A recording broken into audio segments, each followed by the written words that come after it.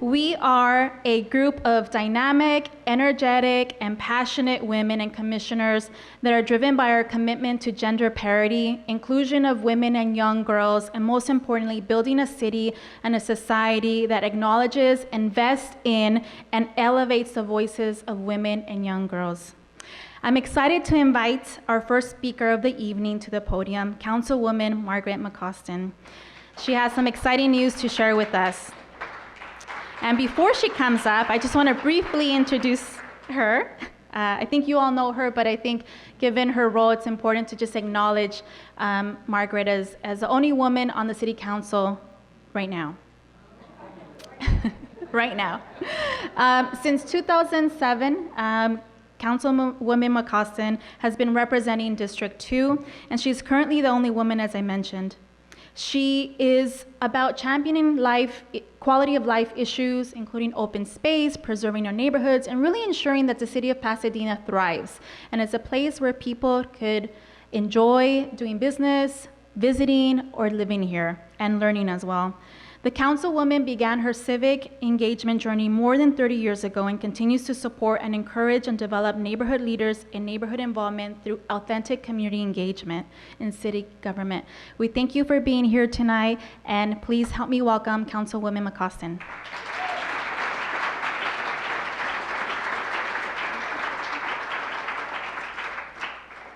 Thank you, Norma. I'm so pleased to be here for the third year in a row. So I'd like to thank you for inviting me to participate in this celebration of women's HerStory event. It's always a pleasure for me to attend this event and see so many friendly and female faces. I'm delighted to report that in collaboration with the Commission on the Status of Women, the City of Pasadena will be joining with partners inside and outside the city to commemorate and celebrate the 100th anniversary of women's suffrage in 2020.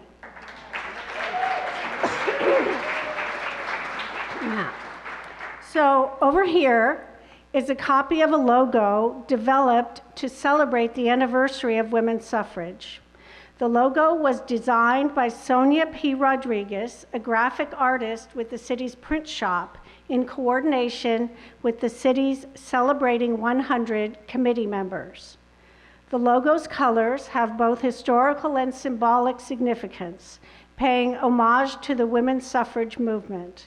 The Suffragist, published in 1913, describes the symbolism of the colors. Purple is the color of loyalty, constancy to purpose, unswerving steadfastness to a cause. White, the emblem of purity, symbolizes the quality of our purpose. And gold, the color of light and life, is as the torch that guides our purpose, pure and unswerving. The logo includes a modern reference to the suffragist sash and includes our signature city rose. The logo will be used along with the official city seal for the entire year as a means of underscoring the importance of women gaining the right to vote. And stay tuned for our full line of merch coming soon. We want to collaborate with city stakeholders to not only reflect on the past 100 years, but also to remind ourselves that there is still much work to be done to achieve full equality for women and girls in this country. We encourage anyone here to contact the city if you have an interest in collaborating on events. It would be impossible to mention collaborating with others without mentioning the work that Nan Johnson and her incredible work of women are doing to celebrate this anniversary. This is but one group the city will be partnering with as we begin our year-long celebration. I haven't been given enough time to recite Nan's distinguished background, but she has over 3 decades in public service, served in the Monroe County Legislature for over 20 years, being reelected 7 times. I'd like to beat your record. Thank you. and is a founding member of the Susan B. Anthony University Center in Rochester, New York. Nan has a very important announcement for us tonight, so please join me in welcoming Nan Johnson.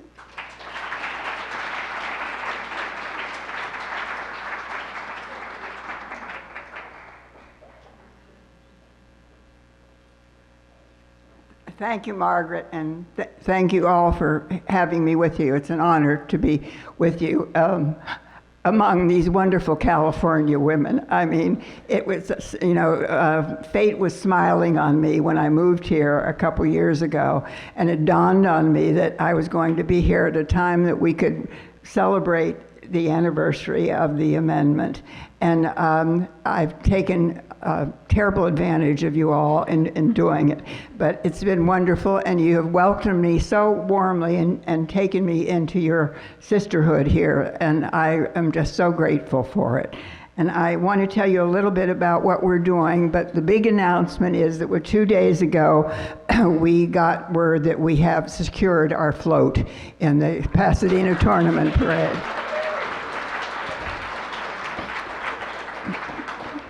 You know, when I got here, again, I was new. I didn't know the territory in Rochester. As Margaret told you, I've lived there over 50 years, and I was working with Seneca Falls all those years and with the University of Rochester, and I knew the players. Here, I knew only a very few people, and so I reached out to anybody that I could, and luckily, there were always wonderful women here to reach out to, and they accepted me. And we started with a very small core group, and as I say, it didn't dawn on me, to be very frank with you, being an East Coast born and bred, don't hold it against me too long. But some of the women here, these wonderful California women, said, well, the great way to celebrate all this would be have a Tournament of Roses float.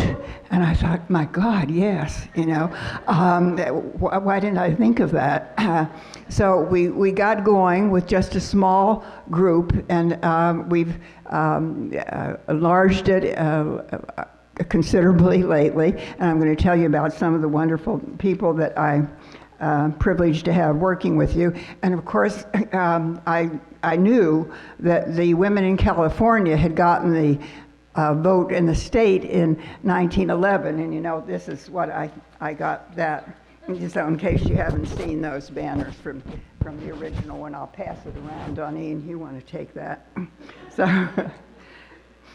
But I was very lucky, as I say, in getting here, and I met Margaret, who welcomed me with open arms and said, we can collaborate on this, and that has just been wonderful. So thank you all again, and for allowing me, this very senior, believe me, very senior citizen from the East Coast, to be here with you to celebrate the 100th anniversary of the passage of the 19th Amendment. And I won't go into my lecture on women in the law on this, but you all know that the amendment is a work in progress, as is our democracy. But this is the unique place, the only place in the world that the whole world is going to see what's going on here. I mean, I love Seneca Falls. They're working there. They're marching in Montana and Wyoming and all over the wonderful Western women who got the vote. But this is the only place that's going to be seen around the world for women all over the world to see what can happen and that we can still move forward. And that's a unique opportunity for us, and we're so blessed to really have it.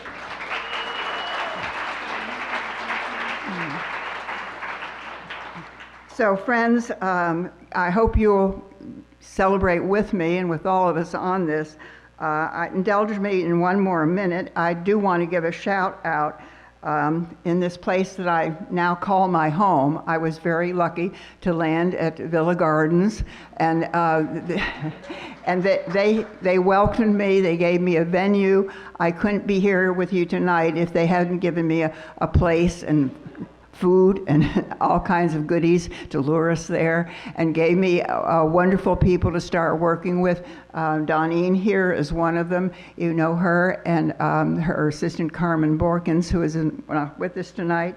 And I couldn't be here without them. I wouldn't be here to celebrate with you. And I want to give a shout out, if you please, to our team, Donine, Carmen, Carolyn Harris, and I think a lot of you know. Raise your hand if you can, if you want to know more afterwards, you can call on one of them or on me. And Kyle Davis, who is a representative from the University of Rochester to Southern California, and has been with me all of this. And I wouldn't be here without him. He's, and I have to get these terms straight, but he's a white suitor, you know, at the parade. Is that right? And I always think of medical when he says it, but Kyle introduced me to the Tournament of Roses staff, and made an introduction that, of course, I wouldn't have had otherwise, which has been wonderful. So I want to shout out to Donine, Carmen, Carolyn Harris, Kyle Davis, to Carol, Sylvia, Martha, Margarita, Lena, and Juanita. You're here somewhere, I know. Raise your hands, please. Lynette, is Lynette here? You know, okay. And Beverly, I know is not here, Beverly Sandos. And Marty, and Annette Spence, I'm not sure she's here. But this is really a wonderful team, and as I say, they have helped me in a way that Rochester women were wonderful, Buffalo women were wonderful, and Seneca Falls too. But you are all really very special, you know, it's incredible. So please raise your hand if any of you can't, if I can't see you and haven't called out your name, please let me know who you are. And if you want to know more afterward, come and talk to one of us, talk to me, get in touch with us. And we just got hot off the press, and we have a few of these around, our new 100th year celebration, Women Run the Vote, with our logo on it. And it tells you a little bit about us, and I know Donine says some of them. So thank you again for allowing me to be with you. I really appreciate it. Thanks a lot.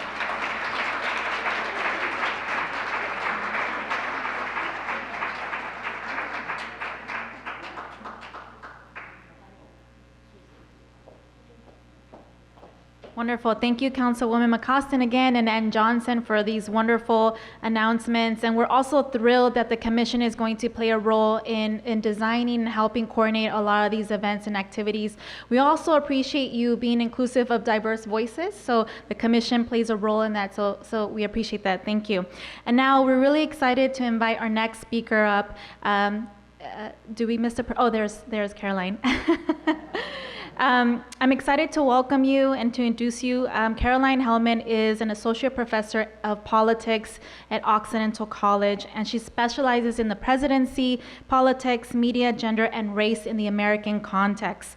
Professor Heldman has published in several top journals in her field and has co-authored Rethinking Madam President, Are We Ready for a Woman in the White House? Who says yes?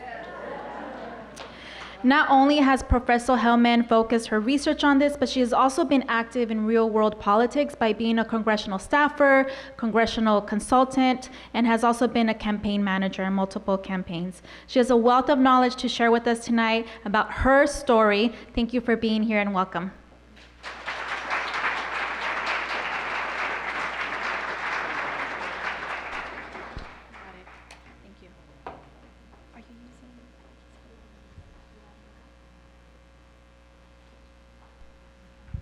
Can you hear me? Thank you to Marta Cornell for making this happen and the Commission on the Status of Women. Can you just stand up for a minute so we can all give you your due? And of course, it's never one person, right? It's always a committee, but we also know that whoever is leading that tends to do the bulk of the work. So thank you, Marta. So I have titled this with the most general title imaginable, because we are going to gallop through a lot of new data. And I'm just going to cover a lot of ground. So this is what I want to talk about tonight. We're going to start. So when you look at, so answering the major question of how far women have come, right? We could anchor that 3,000 years. We could anchor that 50 years. I'm going to anchor it about the last 10 years. Some of the data goes back further than that. But the ways in which we measure our progress is really three primary ways, right? Political, economic, and social. All three of those categories, including a lot of different things. But I want to start by presenting some data on the political landscape in terms of progress and where we are now in the US. The economic landscape, then look at the social landscape as measured by how we appear in entertainment media, right? And then I want to look at the current gender justice fight and give a big thank you and shout out to Donald Trump for inspiring the biggest protests and activism on the part of women that we have seen since the 70s.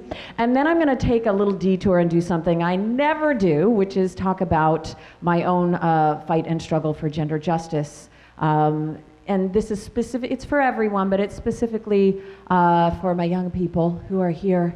And by young, I mean, you know, people younger than me who are here, who might be thinking about ways they can become involved, because I know that this is a room of activists, so hopefully we will all get to share our tools by the end.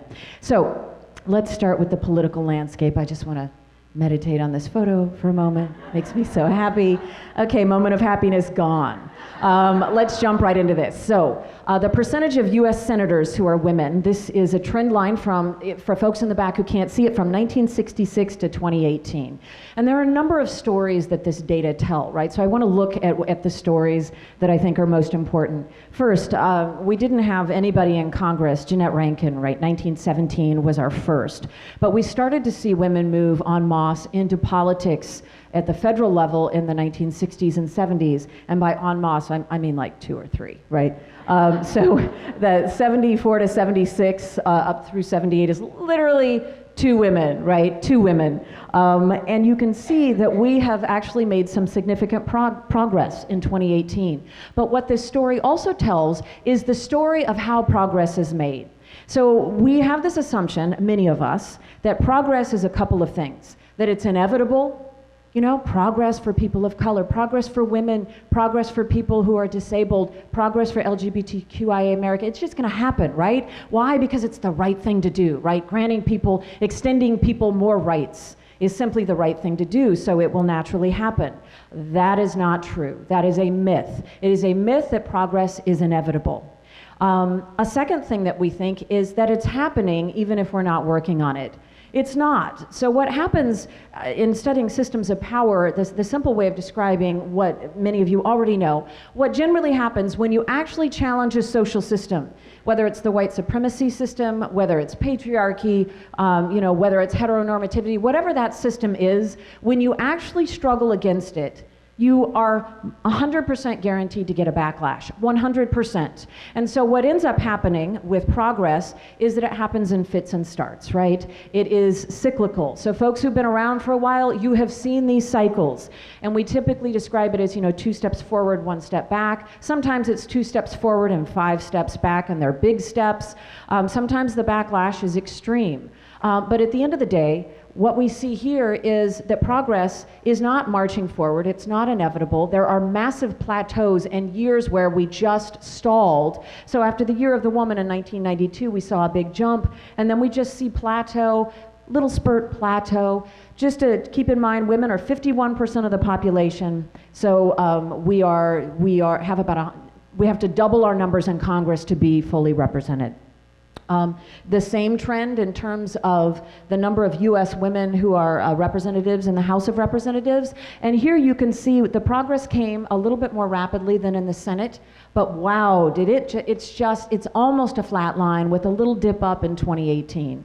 So it really puts 2018 into context, right? But it also tells us that if we don't do something with 2018 and we don't keep our foot on the gas pedal, then we're just gonna hit another plateau. In terms of the percentage of women who are state legislators, notice that the story here is that not only are there more women at the state level than at the federal level when it comes to the legislative body, and we started to get there, you know, really in the 1980s and beyond.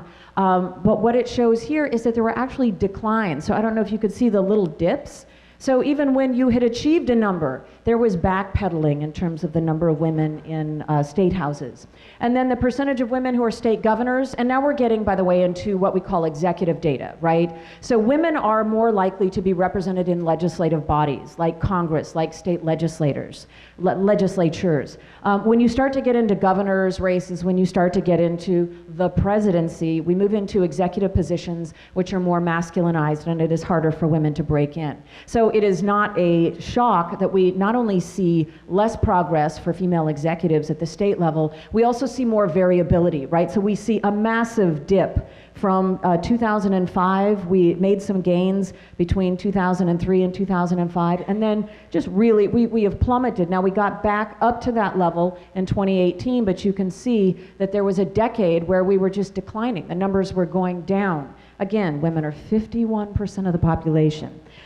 Then when it comes to cabinet positions, so appointed positions held by women at the federal level, I think what's remarkable about this, there are a few things, but one is that we didn't have any women in the cabinet until Ford, right?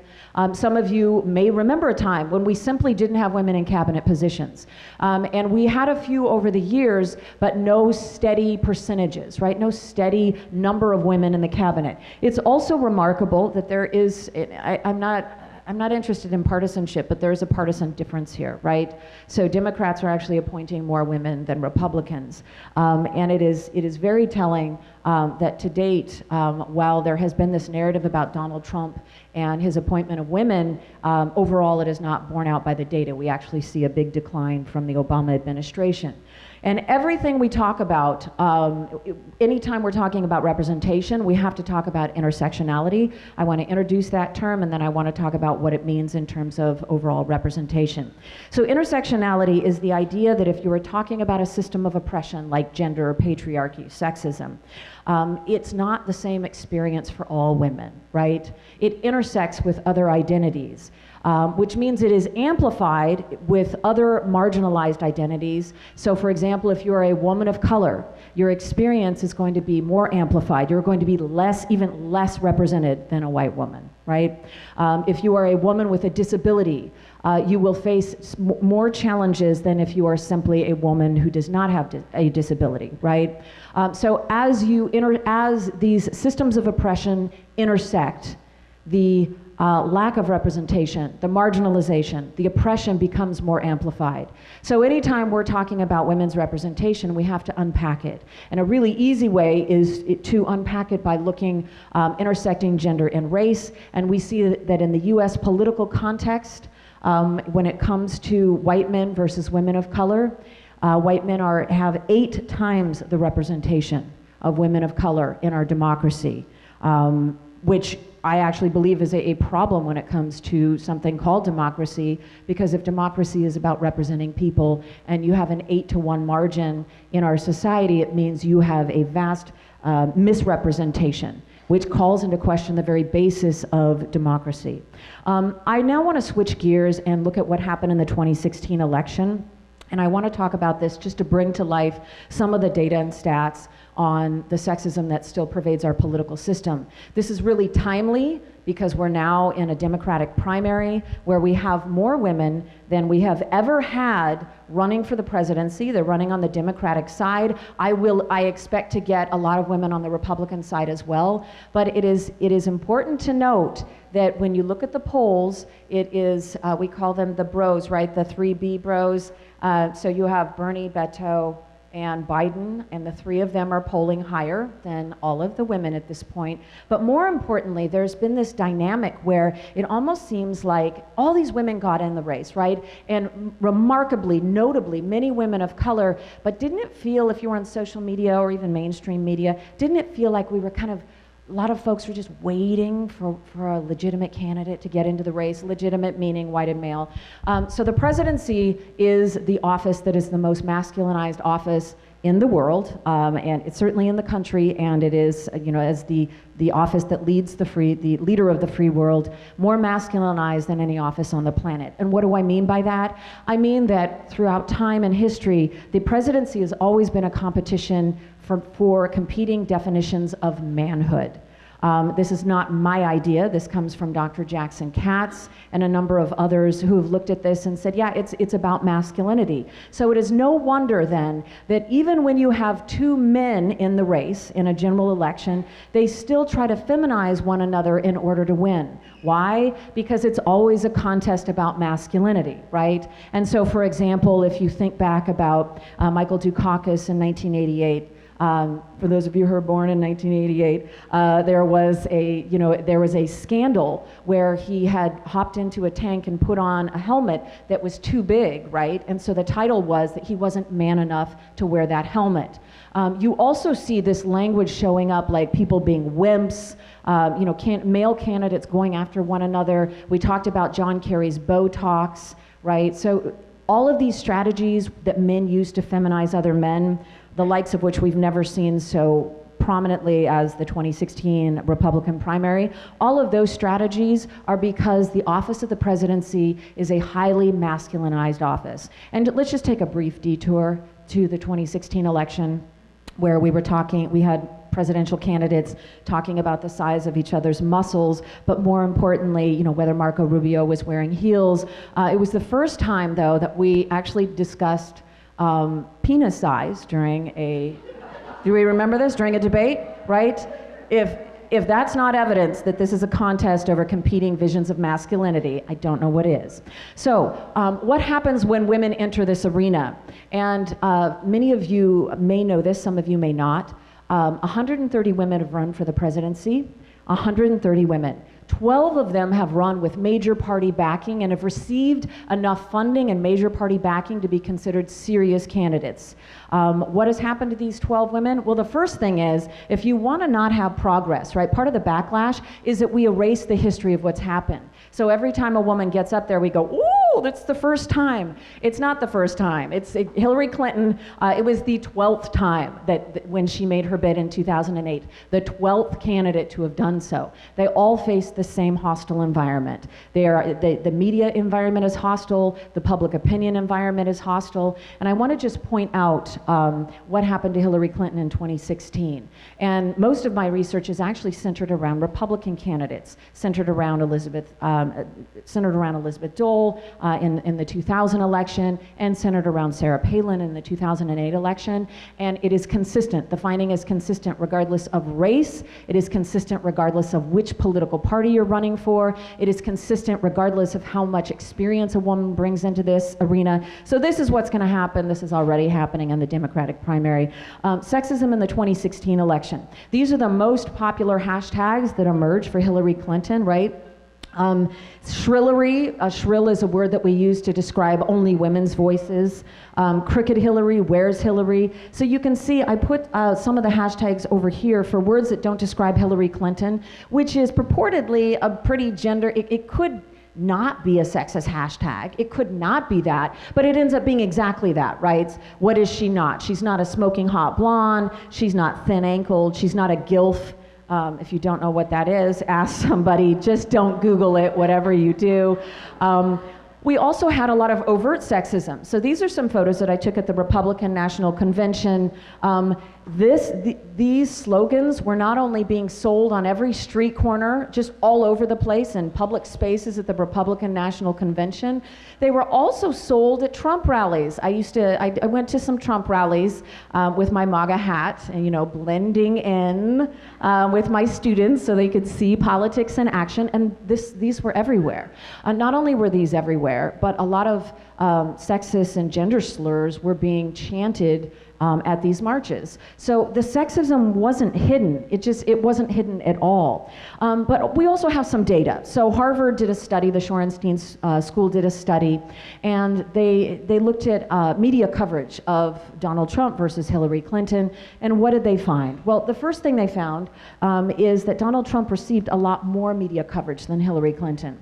And this is not surprising. We found that across the board for female candidates, female presidential candidates receive less overall coverage, they receive more negative coverage, they receive more coverage focusing on their dress and appearance, and we know from experiments that the moment that a candidate is sexualized, whether it's Sarah Palin or it is Hillary Clinton, the moment at which you use sexualizing language or a visual that is sexualizing, we see them as less capable and less competent candidates. And it doesn't matter even if they're from our own party. These experiments have been done within Republicans, looking at Republican candidates, and within Democrats, looking at Democratic candidates. So we know the moment at which you sexualize a woman is a moment that, as a candidate, you think of her as being less competent. So what does that say when we are surrounded by an average of about 3,000 images, advertising images, many of which have sexualized women? Just moving along with their data, in terms of the tone of the coverage, you can see that throughout the general election, Trump had the most negative compared to Clinton, although the margin's not too great. But for the full campaign, Clinton actually had more negative coverage than Donald Trump. So Hillary Clinton, with 36 years of public service, comes into this running against the only candidate, bless his heart, who'd never had, he didn't have a single day of service in the military or prior experience in government. He's the only presidential candidate we've ever had who made it to the general election with zero previous experience in terms of the way that political scientists measure it, right? And she's receiving more negative coverage. Now experience is not the only indicator, but these were not, on paper, these were not two candidates who were equally matched. And I don't say that out of partisan reasons. I say that because it is puzzling when you look at the numbers behind these two candidates and how they were treated.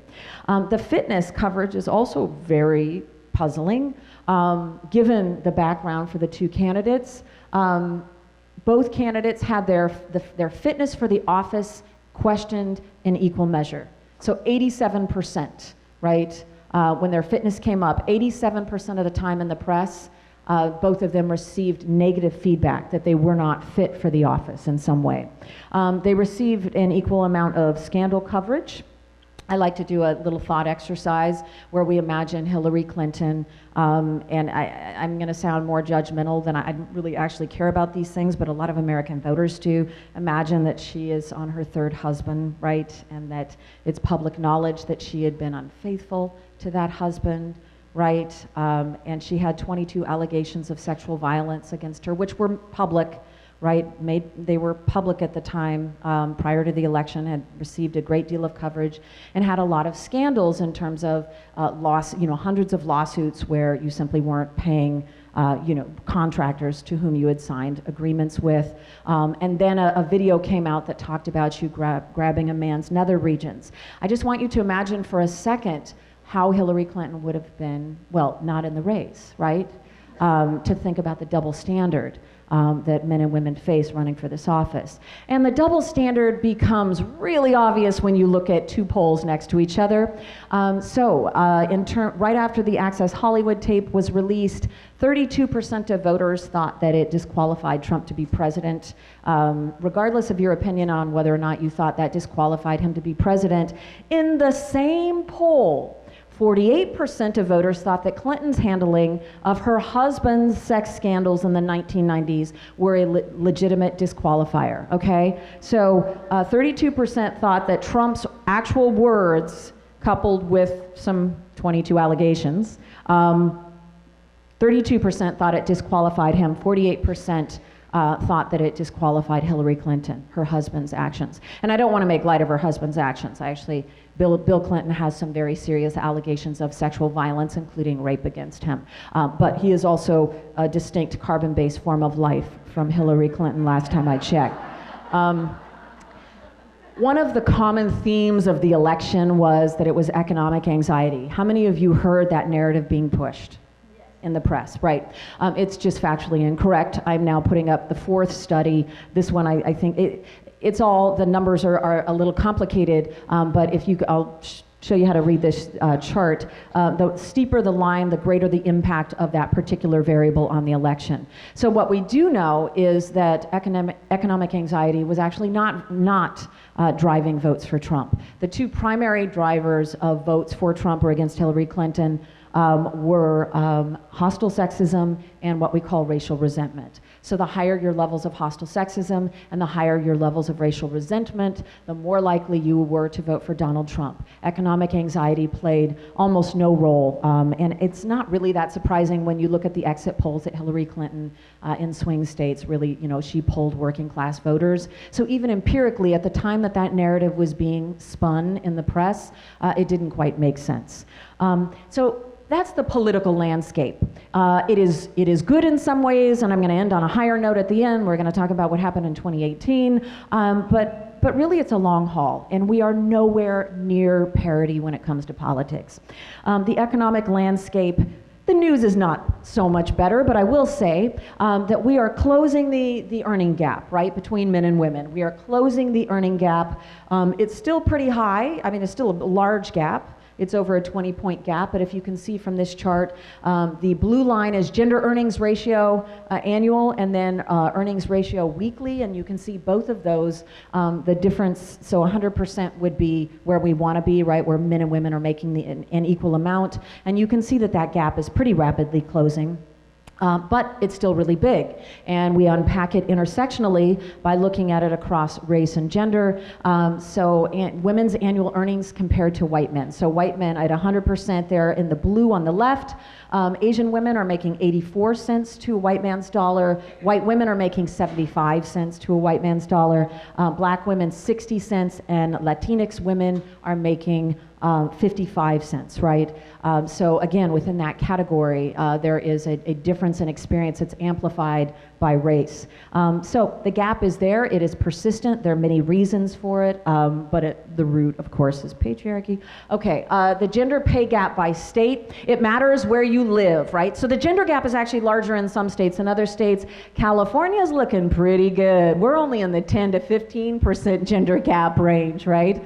There are certain states, though, that are really intensely bad, Wyoming and Louisiana being the worst, where women are actually making quite a bit less, right? 31 to 35% less than men. So keep in mind that when we talk about the gender gap, it really varies by race, and it also varies by where you live in the country. It is really, really awful for women in certain states in the union when it comes to wages. And then in terms of aggregate income for men and women ages 65 and over, this is a really good measure of how we economic inequality compounds over the lifetime, right? So by age 65, there's an assumption that you are retired.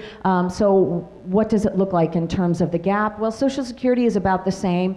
The earnings are far less for women. The pensions are far less for women. So women simply have a lot less income coming in. So by the end of our lives, and I don't mean end of our lives in some final way, like we are in our retirement years, in the late stages of our lives, the gender gap in wage inequality is really compounded in a way that affects the most marginalized, the most perhaps dependent members, depending upon your health at that point in time. I mean, this is where all of the charts that I showed you prior to this really compound, right? And this is inexcusable that we have this wage gap in our senior years. It is absolutely inexcusable. In terms of weekly earnings, women when they have children, their earnings go down. Men, when they have children, their earnings do not go down. They actually go up. Just ruminate on this chart for a moment. There's a big double standard for, having children. And of course, this has a lot to do with the fact that we still consider women to be the primary child caregivers for both children and for elderly parents, right? So women are the primary caretakers of our culture. Gender stereotypes ensure that that has an economic consequence for women.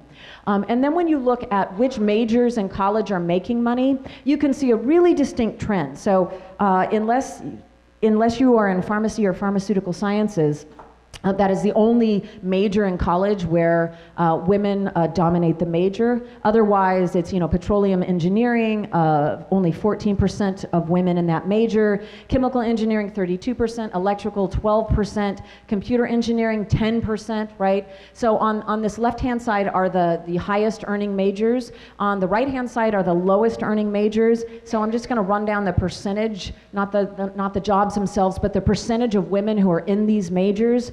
So early childhood education, 96%, 85% women, 69% women, 88% women, 82% women, right? So you see a really clear divide in how we value different contributions to society.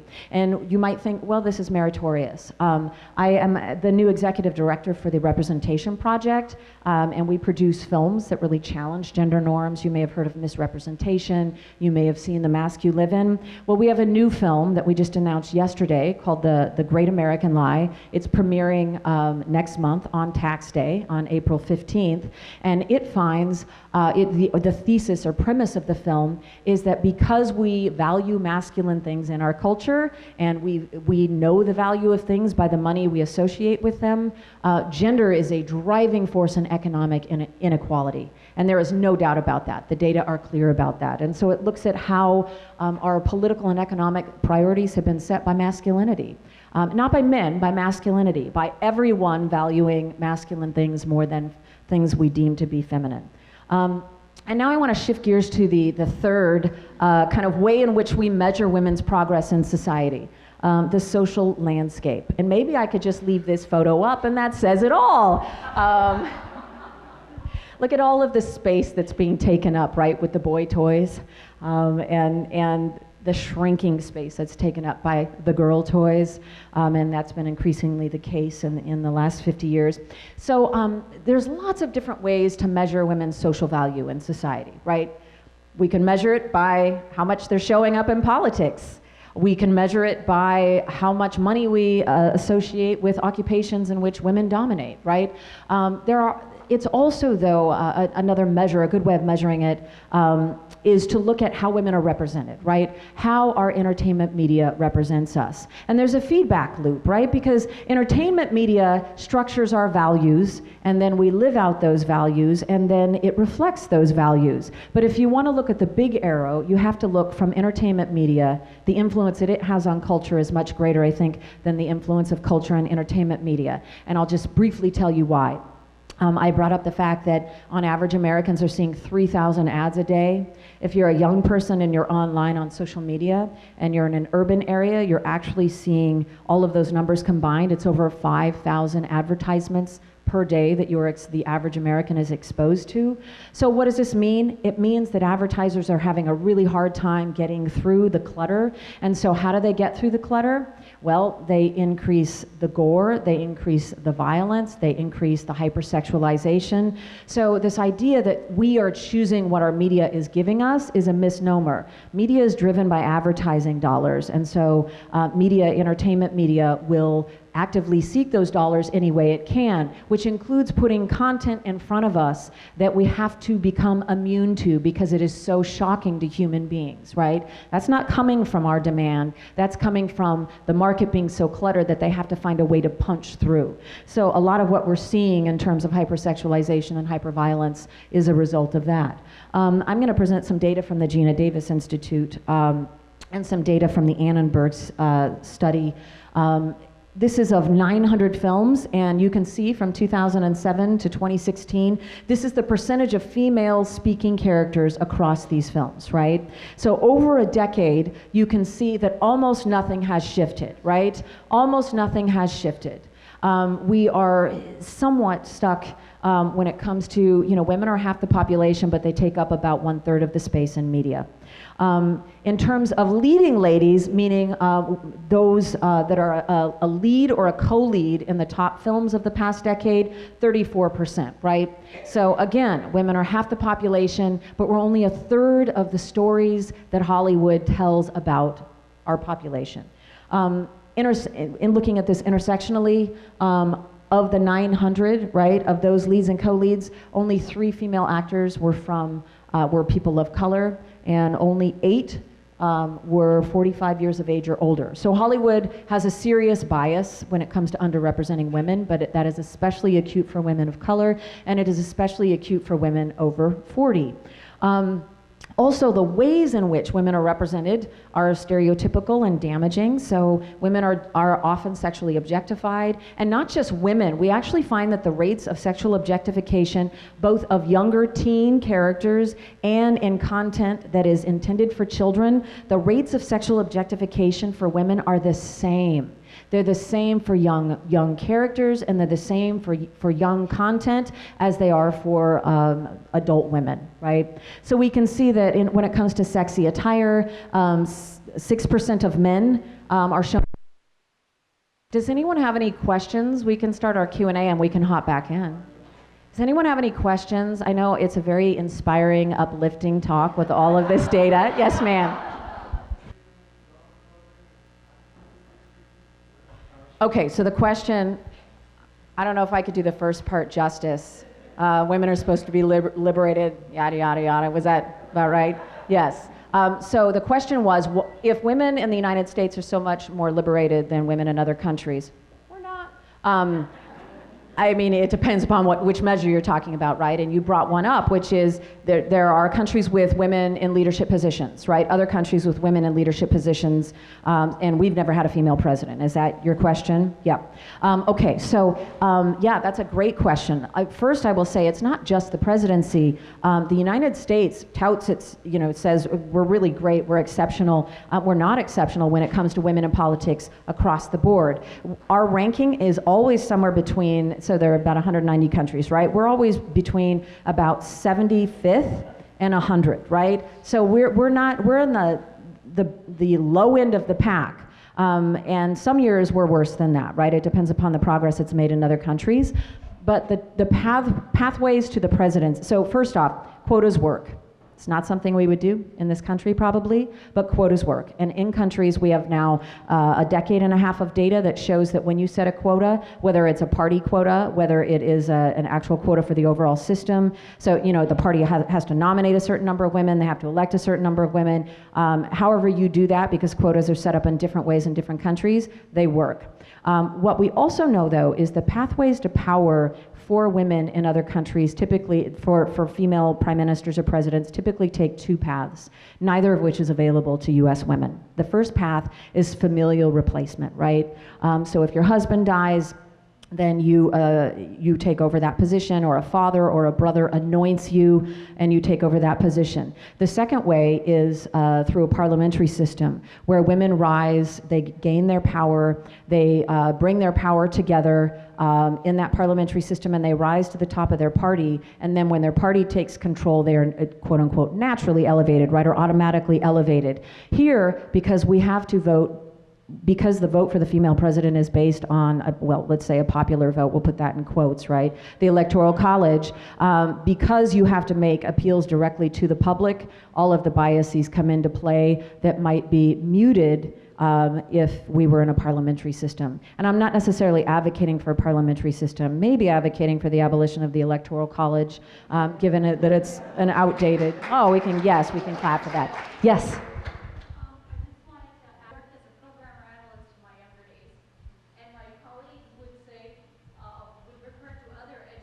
And thank you for, personally providing a personal story that illustrates this idea that when you talk about American exceptionalism, you just have to unpack it with data. And certainly when it comes to gender oppression and gender justice, we are in the middle of the heap at best. We are certainly nowhere near the top of the pack. Not when it comes to political equality, not when it comes to economic equality, not when it comes to social equality. Okay, let's run through a few more of these stats. The reason that we don't have parity on the big screen, whether it's film, television, video games, you name it, is because 97% of the people who are making decisions, the key decision makers of our entertainment media, 97% are men, right? That's the overall stat. This is the stat specifically for films from these particular years.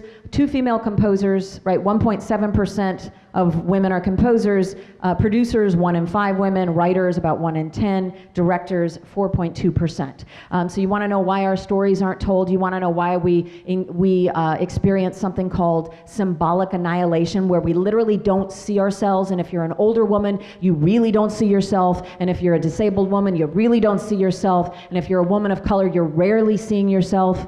It's because the folks who are making these decisions about whose stories matter are not representative in any way, shape, or form of the broader population. So there has been some progress.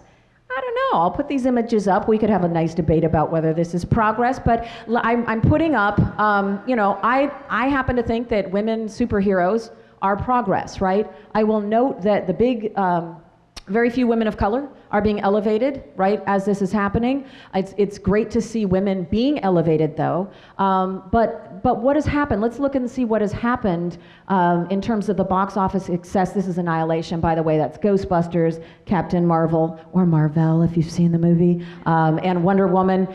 It is important to note that Rotten Tomatoes actually just had to change their policy. Why? Because Captain Marvel was the target of an organized campaign to slam the movie before it was released. Tens of thousands of people were writing reviews on that website and other websites in order to say it's a terrible movie. And then that works its way out into the consciousness of our culture, right? And it actually started, there was an organized campaign against Ghostbusters, the female remake of Ghostbusters, right? And it was organized by men's rights group. It was organized by incels. If you don't know what incel is, maybe don't look that up either, but ask somebody. It was organized by men because who are misogynistic because they don't want women to succeed, right? So we're seeing some progress, and then we're seeing a lot of pushback. But thankfully, an institution like Rotten Tomatoes actually changed its policy. Now you can only write reviews you can only troll the movie after it comes out, right? Let's look at our love letter to Donald Trump, the current gender justice fight, and I don't say that lightly. This man is a gift that keeps on giving. The data are fantastic. So let's start with the little data. There's really been kind of 4 peak ways in which we have seen activism, some of the likes of which we've never seen in this country. Folks, I've asked a lot of folks, who were active during the 70s, how does the fight then feel like the fight now? And they say the big difference, and I'm sure many of you have ideas about this too, but the big difference is that social media has made it more of a mainstream thing, whereas in the 70s, it was just a group of really, well, we're all angry, right? A group of really angry women, you like that stereotype I'm reaffirming there, who were working with one another, but not necessarily kind of in the mainstream culture, right? So pushing for legislation, pushing against certain institutions, but it was a more isolated movement. So I want to look at the historically large protests, the historic number of women running for office, the Me Too movement, and passage of the Equal Rights Amendment, question mark? Okay, this is the march in DC, and by march in DC, how many of y'all were there? March in DC? Or march in Pasadena, or march in LA, okay, all the hands go up, yay!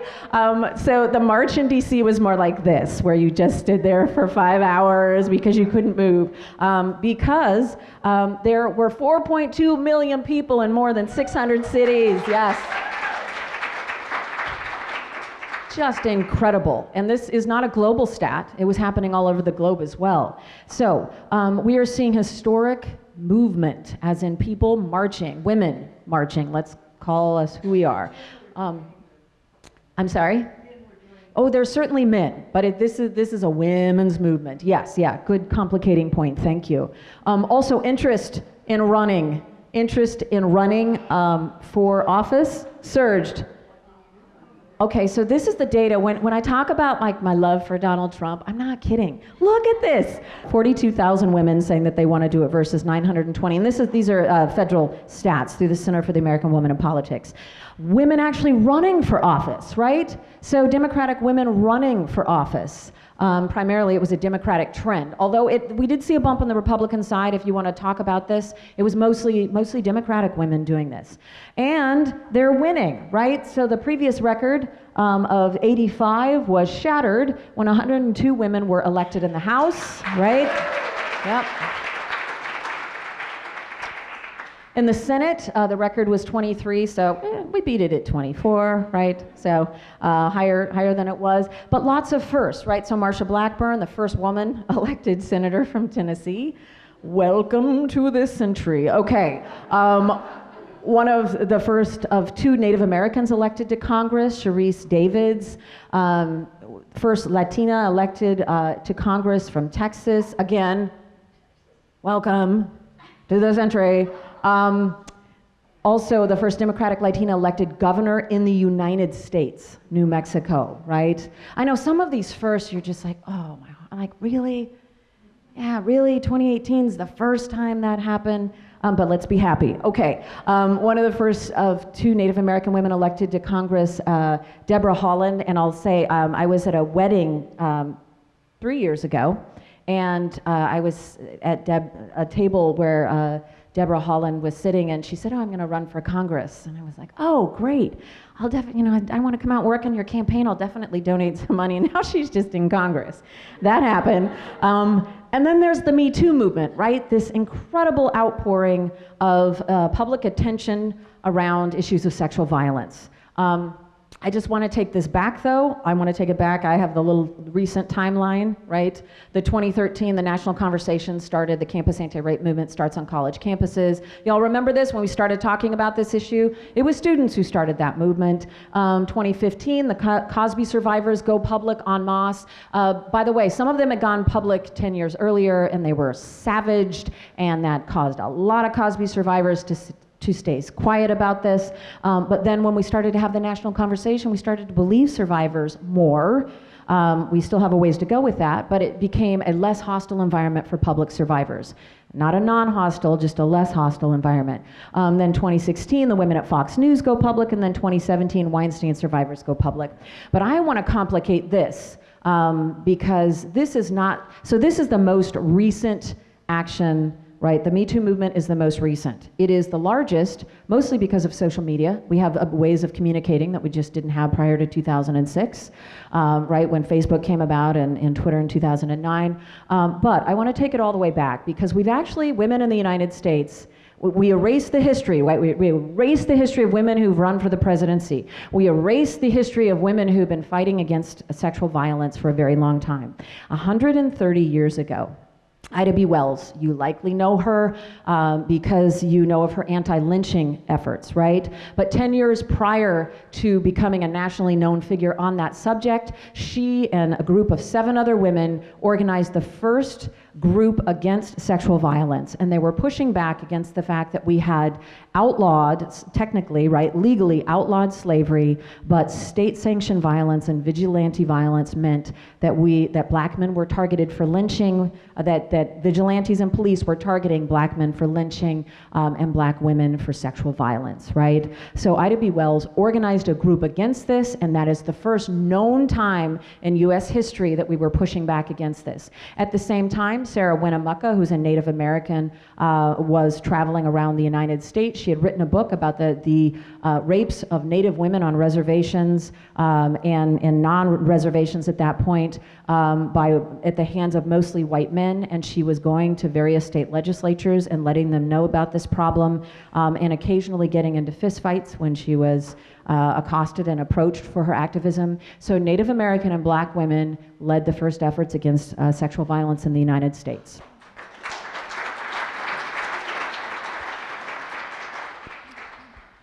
The last kind of big burst of activism is the Equal Rights Amendment. So for those of you who don't know what the ERA is, equality of rights under the law shall not be denied or abridged by the United States or by any state on account of sex. Okay, so women are not in the Constitution, right? We are not a protected class in the Constitution. This matters for a really simple reason, which is that we don't get strict scrutiny, right? So people ask all the time, well, don't we have the Equal Pay Act? Don't we have the 14th Amendment?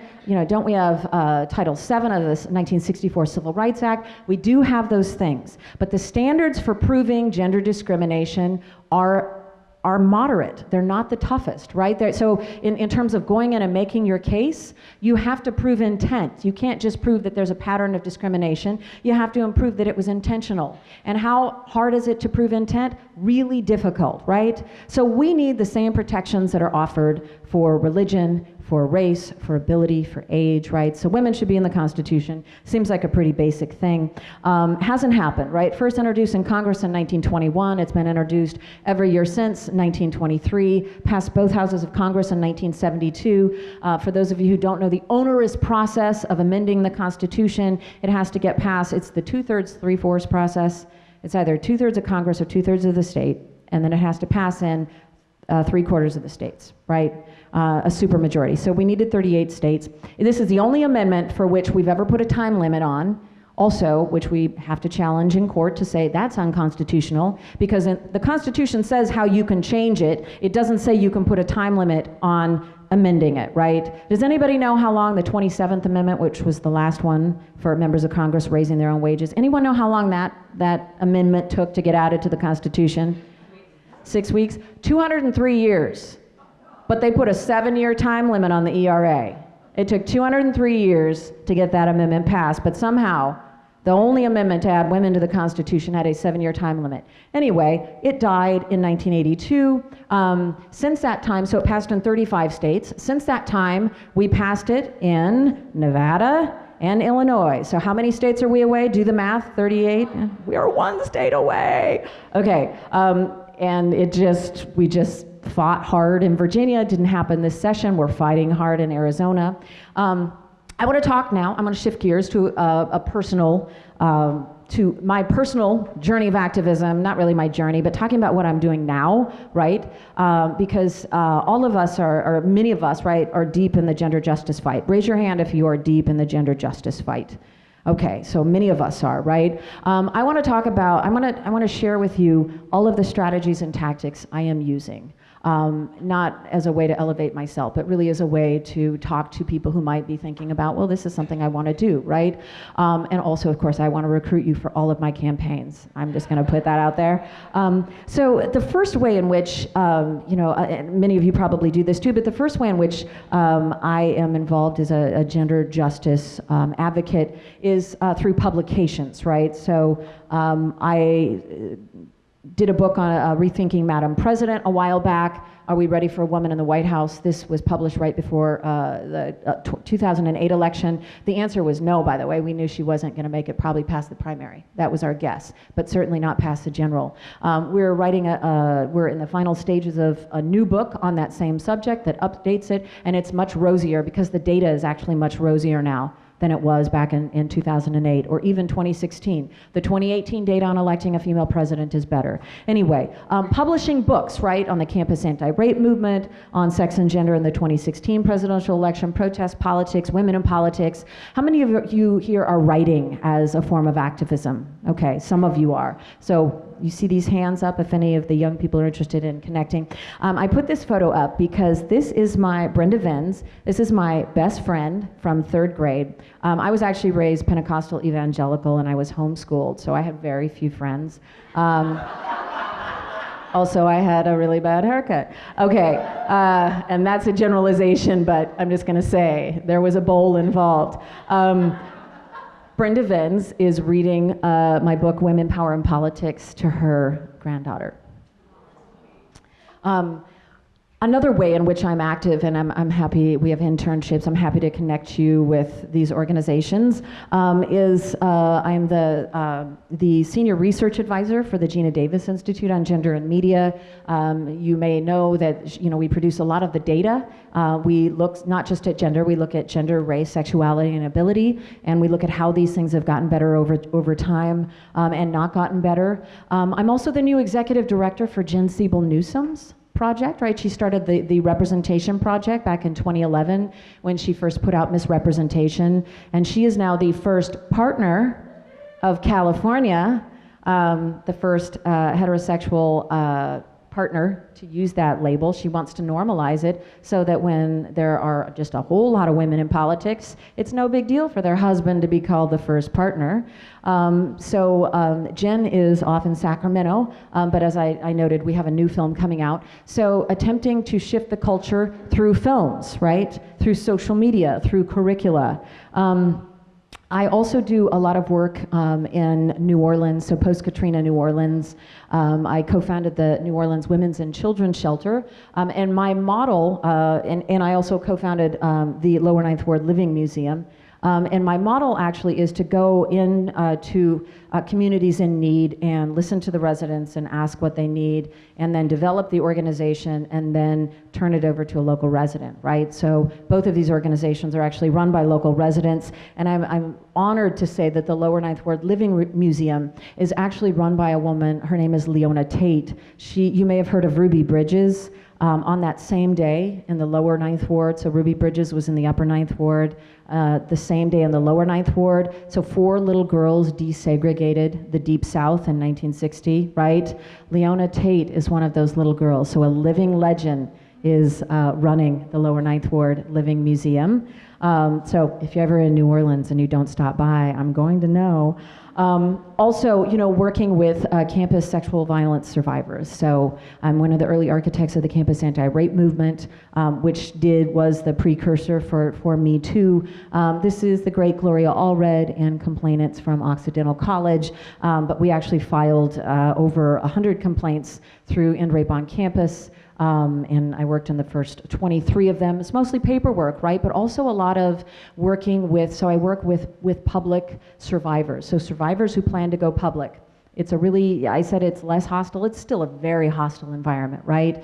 So the advice of having to lock up your social media, the advice of what's gonna come next, how they're gonna savage your character. They're gonna make up lies, but they're also gonna find out things in your past that you don't necessarily want in, but they're just gonna do everything they possibly can. They're gonna dox you. Everyone know what doxing is? No, doxing is where they publish your home address. Having been doxed a few times, it's always like, well, I guess it's 2 weeks at a hotel, okay. So it's not fun, right? It's not fun, and so you have to get ready for this. But there is a survivor sisterhood that is national, that is networked, that is organized, and that is badass. I mean, we stand up for one another. Yeah, thank you. We can clap for that.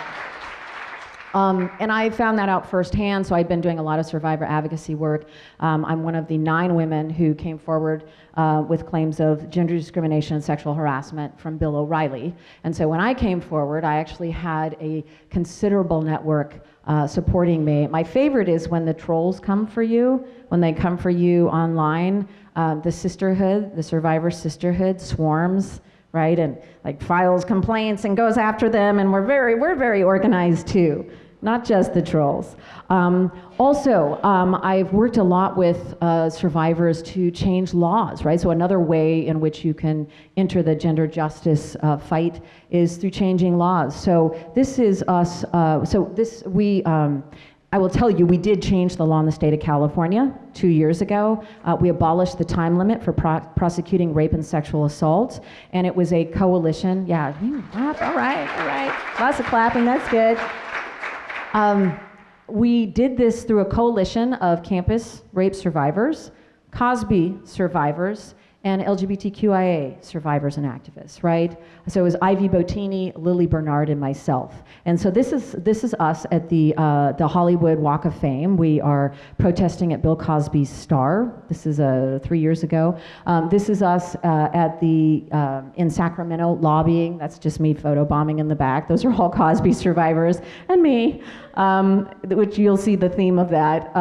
And then we also used art as a form of protest. So we did a protest where the theme was about the time being up, right? So it was a time limit on prosecuting rape, and so we put clocks around our bodies and walked very slowly because time was dragging us down. So performance art, I'm into it. It's so much fun. And then also just showing up, right? So this is from the first Cosby trial. This is my best friend Lily Bernard. And just showing up, right, and making sure that you're there for your survivor sisters. Again, these are all Cosby survivors and me photobombing on the steps of the courthouse.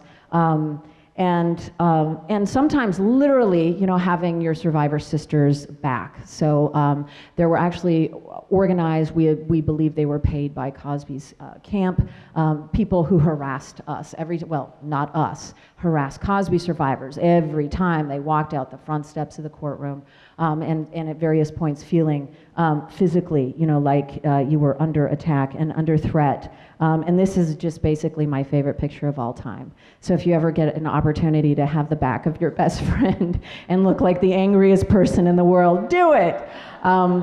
And then, of course, a moment that we actually thought was private coming out of the courthouse.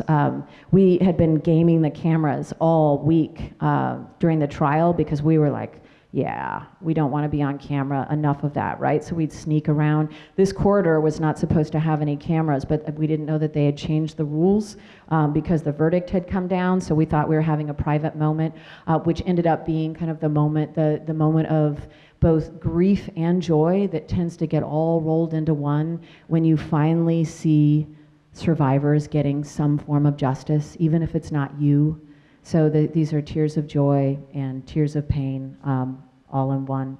And then channeling those efforts, right, to pass. Now Lily and I are co-chairing ERA now. So we're trying to get the Equal Rights Amendment passed. So turning all of that pain and that trauma and a lifetime, which we've all experienced, or most of us, right, have experienced this, and really channeling that into activism that changes laws, that changes policies, and changes our culture.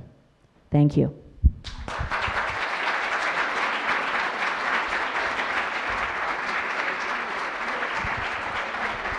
Questions? Yes. It appears, and I could be wrong, that many of the women who've come out on the Me Too movement it's from the past, and that leads me to believe that maybe women that it's happening now, because there's no way these guys held off these last few years, that they're scared to come out. Am I incorrect in thinking that? Yeah, so the question was, are women still afraid to come out, right? With the Me Too movement, even though we've had the Me Too movement, are women afraid to come out?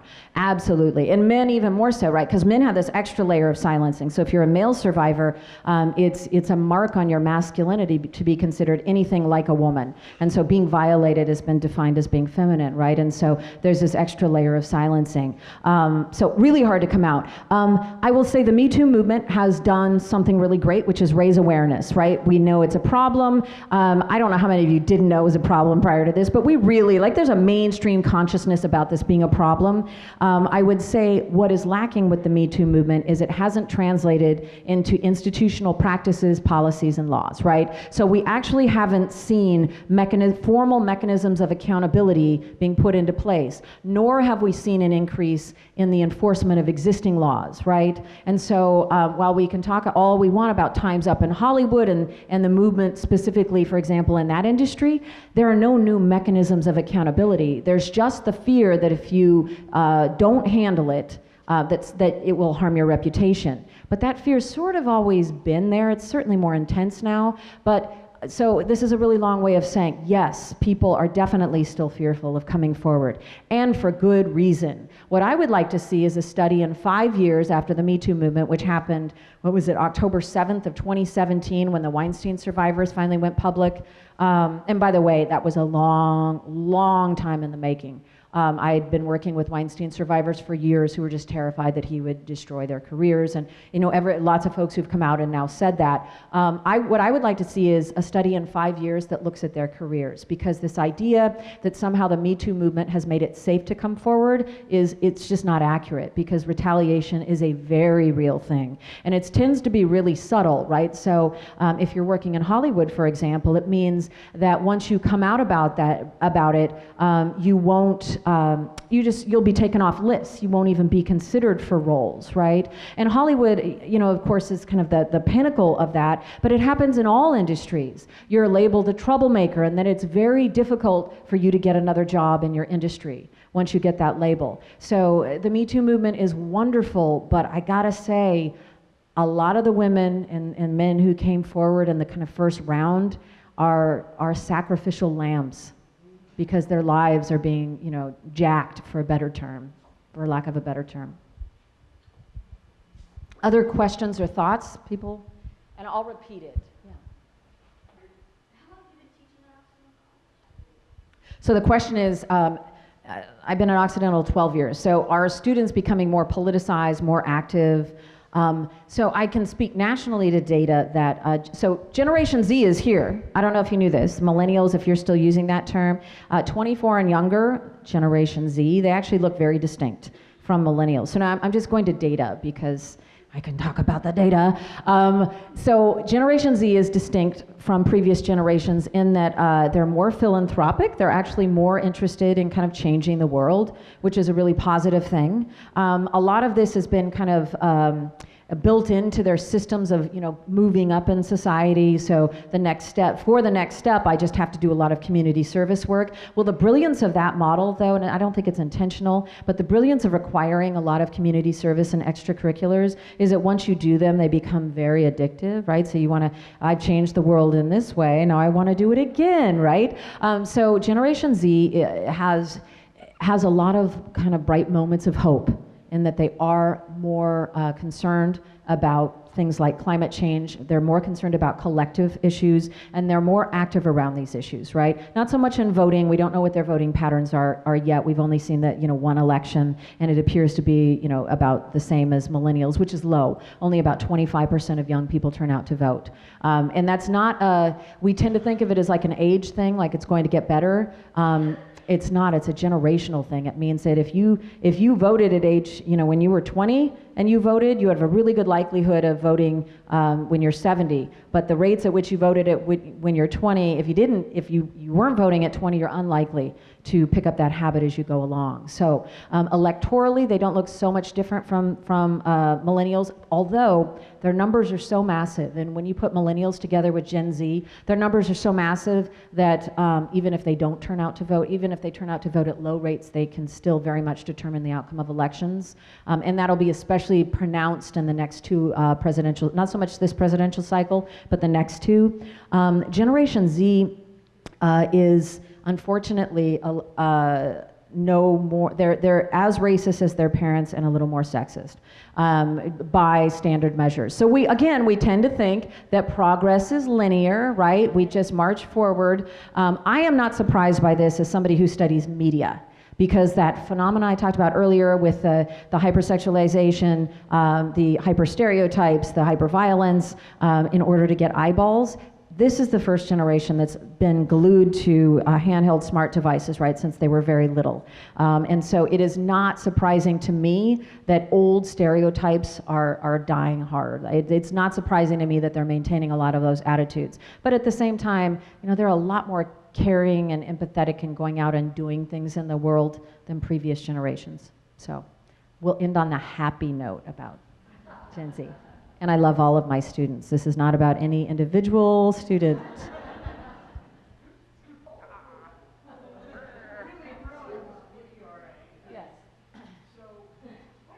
Okay, so the question was about sabotage from within, and the name Phyllis Schlafly came up. For those of you who don't know, Phyllis Schlafly, she basically single-handedly harpooned the Equal Rights Amendment during the push in the late 70s, early 80s. I don't know. I can't speak to Phyllis Schlafly's psychology. I don't know if anybody can. I've seen attempts to do it. I don't know her well enough, and she's passed. But we could certainly speak to women who appear to take stances that limit the reproductive and other sorts of freedoms for other women, right? Like if you don't want an abortion, great, don't have one. It's a really interesting phenomena, right, where women support positions that limit the freedoms of women. And so you would think maybe self-interestedly, even if you don't want something, you would want to have the choice to do that thing. So Heather Luker did a great study on abortion. I bring this up because I think this is a great example of this, where she looked at the demographic and the motivations of women who were pro-life. And this is general data, it's not any individual specific person, but what she found is that by having a culture that validates the freedom of all women, it is seen for more traditional women as being an indictment of their lifestyle, right? And so it becomes a personal thing where in order to maintain their status and standing in their own minds and in their family and in their subculture, they push back to preserve tradition as a way of saying, no, my life choices are good ones, right? And so they actually feel defensive defensive about it. So they feel like their lifestyle is under attack, and the way they're preserving it is by trying to pass laws that say this is the only lifestyle you can have. So you can understand that dynamic. On Phyllis Schlafly, though, this is a woman who was her life was just riddled with contradictions, right? Because she's arguing against women working outside of the home. She's arguing against women's freedom. At the same time, she has a really nice office and is traveling a lot in private planes and has a cell phone before cell phones were a thing. You know, I mean, it's a really interesting thing where she is reaping the benefits of all of the freedoms that she is trying to roll back, which really speaks, I think, to, I don't want to excuse it, but there's a lot of pain involved in women wanting to hold on to traditional lifestyles at the expense of other women, right? At the expense of other women. And that's, yeah, maybe best suited for the psychologist's couch. The queen bee syndrome.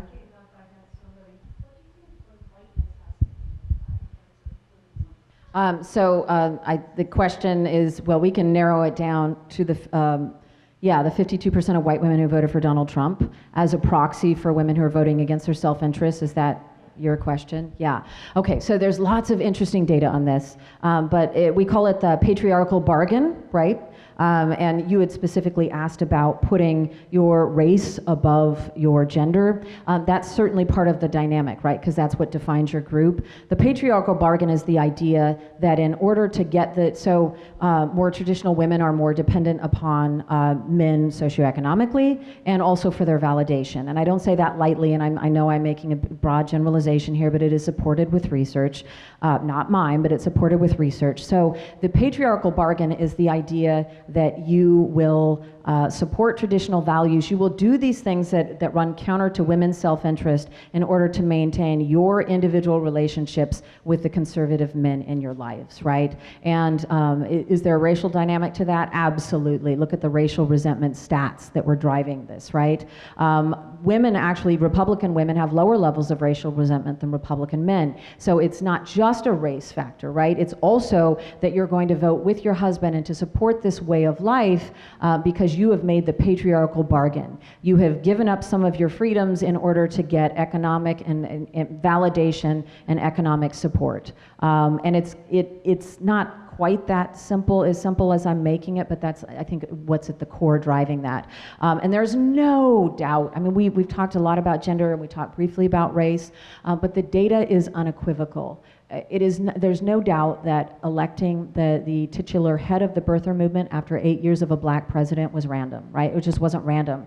This is the backlash. That is the backlash against a first black president. We know that every type of racism increased under President Obama's terms, right?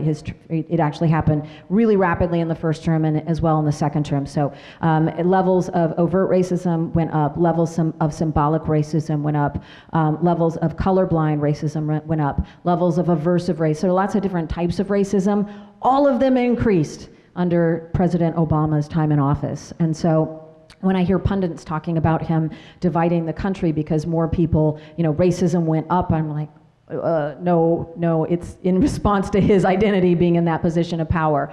So that certainly was the ground. So if you want to talk about the last election, you have to talk about racism, you have to talk about sexism and xenophobia, and also the patriarchal bargain. Great question. Other questions or thoughts all the way in the back? Is it Samantha?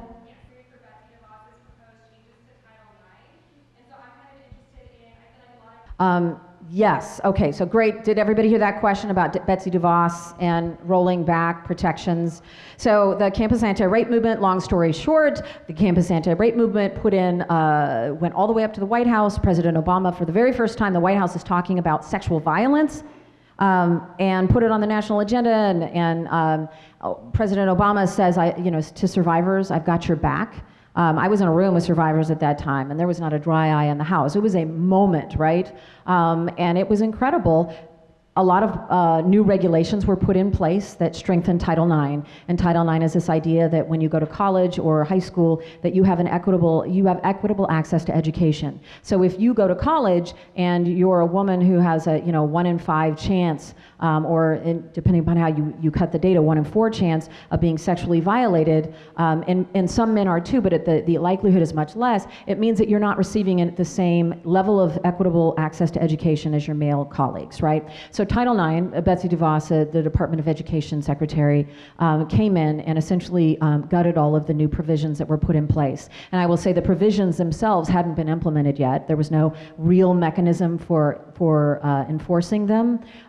There was no real mechanism for enforcing them, but it didn't matter because Betsy DeVos has rolled them back. And yes, she is, despite the 100,000 comments, we know for a fact that she's listened to men's rights organizations and organizations that are pushing mythical data. At the end of the day, we know that false reporting is incredibly rare. We know that the FBI says that when somebody comes forward, there is evidence, there is physical and other corroborating evidence that says that 9 times out of 10, so 92 to 98% of the time she's telling the truth, right? So then if 2 people come forward, that number goes up to about 99%, right? So if you're ever wondering or you have reservations about a particular claim and then another claim comes forward, there's a 99% chance, right, that what they are accusing this person of actually happened. I don't know. I like to believe survivors at the 92% level myself, but it's just a myth that there's a lot of false reporting. What the data find is that only out of every 100 rapes, that out of all the rapes that happen in society, all the acts of sexual violence that happen, only 2% of rapists ever spend a single day in jail. When it comes to campus data, which is really, really hard to come up with, I have done that work. Only 1% of rapists, 1% of, it's a vast majority, almost all of men on campus, right? 1% are ever expelled for that. Betsy DeVos actually just rolled it back, so it'll be even fewer than 1%. She's also set up provisions where the alleged perpetrator gets to cross-examine the survivor.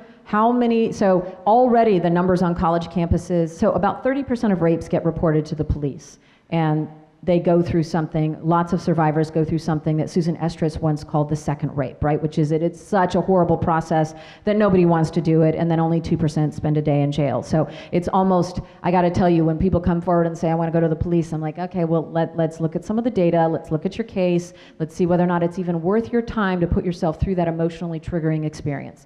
When it comes to college campuses, so remember 30% report to the police.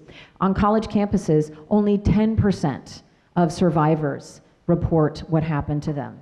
Only 10%. So now, what do you think that number is going to go to? If now it's a public thing where the person you've accused of violating you gets to cross-examine you, my guess is that number is going to go down to probably right around 2%, somewhere in there.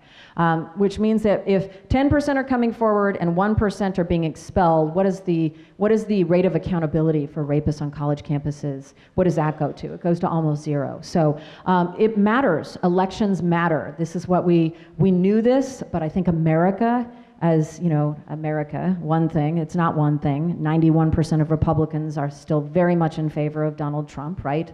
But a lot of folks across the country, I think, are waking up to the fact that elections matter a whole lot more than they thought they did. And as a professor, and its ratification and what that really means. Do you want to speak more on that? I can just tell people what it is, but if you could speak to the ratification of it, that would be great. So CEDAW is the Convention on the Elimination of All Forms of Discrimination Against Women, and it's an international treaty adopted in 1979 by the United Nations General Assembly. And over 189 states have ratified this since 1981, and a number of cities across the state of California has, as well as the city of Los Angeles, San Francisco, Santa Monica, and we would like to see that in the city of Pasadena. Is there a proposal to do that? We are building that as we speak. Okay. Interesting. All right. So I was just at the Commission on the Status of Women at the UN in New York, and that was last week, and that was a hot topic, right? It was all about making sure that this is a global phenomenon. How many people here in the audience, if Shar is leading this effort, how many of you all are interested in passing that legislation at the local level? Okay. So can you just stand up so folks can see who you are and who they need to come to, because you're obviously going to be leading this effort? This is how you rope leaders in. And let me just say that CEDAW is very important for the city. It really speaks to the fact that we really want to make sure that there's equality with women within our city.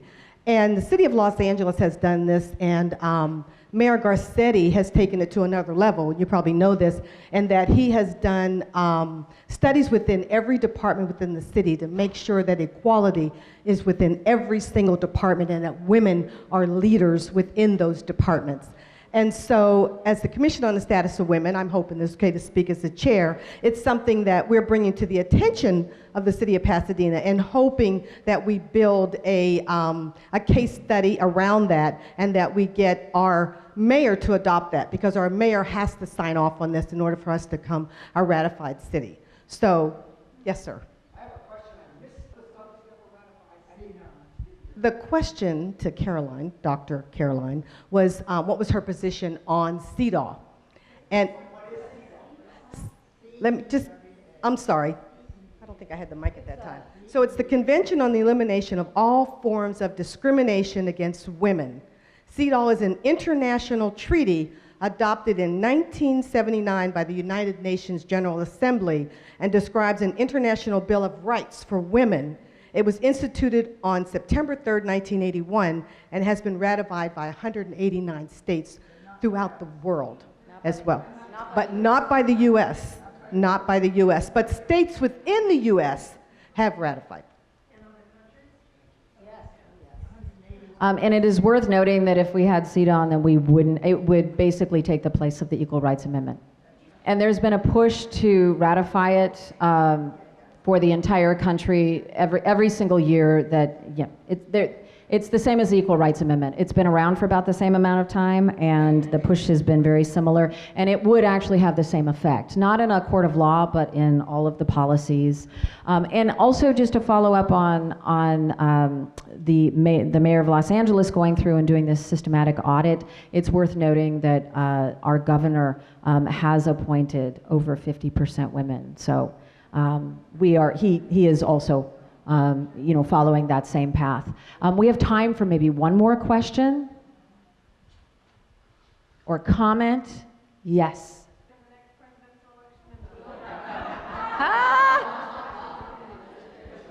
Oh, just that little question.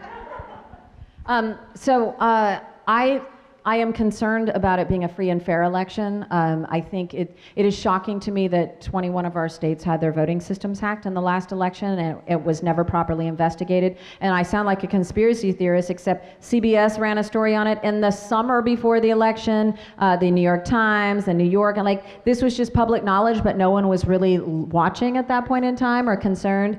I am concerned about it being a free and fair election. I am very concerned that we didn't have a free and fair election in 2016. The polling margins in specific swing states, not all swing states, but some swing states, were so different from what the exit polls versus the polling, that if we were election monitors in another country, we would void the election and say that this was not democratic because it was so far outside of the standard error.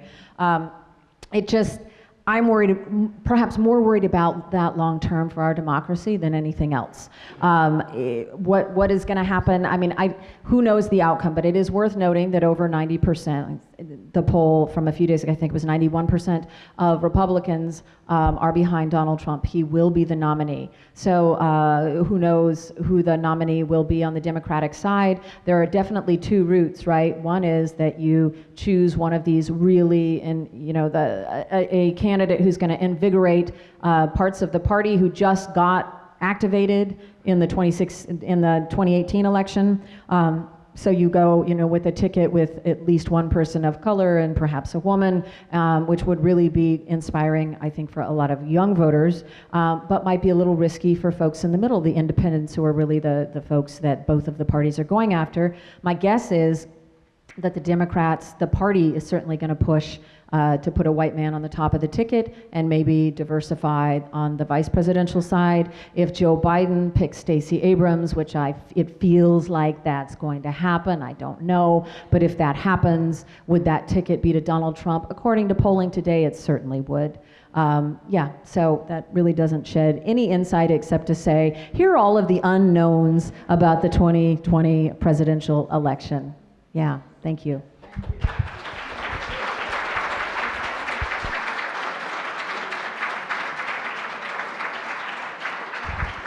Thank you so much, Professor Heldman. My name is Jess Rivas. I'm the Vice Chair on the Commission on the Status of Women. I have a few closing announcements and thank yous, and also a homework assignment. You all can help us work on closing the gap in a very local and practical way. As for thank yous, let's start with Professor Heldman. Can we give her another round of applause? We are so grateful that she joined us for a second year. She was here to help us kick off our inaugural HerStory event 2 years ago. And we're so grateful that today we got a deep dive into some of the data that shows how far we've come and how much further we have to go. And so it's going to motivate us to put in that work. Second, we'd like to thank, of course, Councilmember McAustin, who's been a tireless leader in the city. Thank you for kicking us off today and for unveiling the logo. We'd also like to thank Commissioner Marta Cornell, who has been the force behind this event. We couldn't have done it without her. Everyone here knows her. She's the reason this event happens. Thank you so much for everything that you've done. We, of course, want to thank the City of Pasadena staff members who put in lots of time and effort into making this happen and to publicizing it. We want to thank and acknowledge Mayor Tornek, whose representative, Araceli Meliam, is here tonight. Thank you for joining us. We want to thank and acknowledge Nan Johnson for sharing about the 2020 float. We're all very excited to hear about that. We want to thank again Pasadena Media for recording this and making sure everyone in the city is able to see it, even if they couldn't join us tonight. Yes. We want to thank, of course, All Saints Church for hosting us a third year in a row and being such gracious hosts every time. Thank you so much. And of course, we want to thank all of our community partners who have helped put this together, for publicizing this, and of course for joining us here tonight, and for all the work you do for our community day in and day out. Thank you.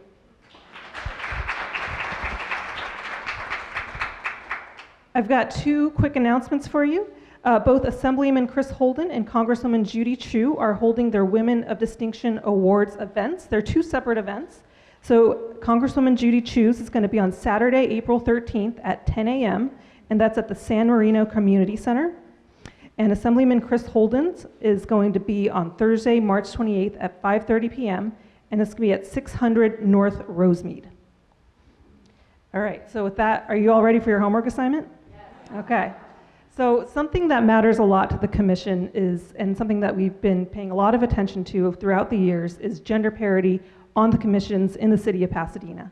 You may have heard a statistic floating around that came out recently in a Pasadena Now article a few weeks ago. I believe it was on March 4th, in which they did a study, and they were able to conclude, or based on the available data, find out that women currently hold only 41.6% of the commission seats in the city of Pasadena.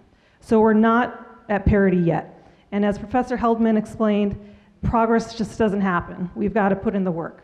So I've got 3 things that I think we all can do that will get us closer to closing that gap.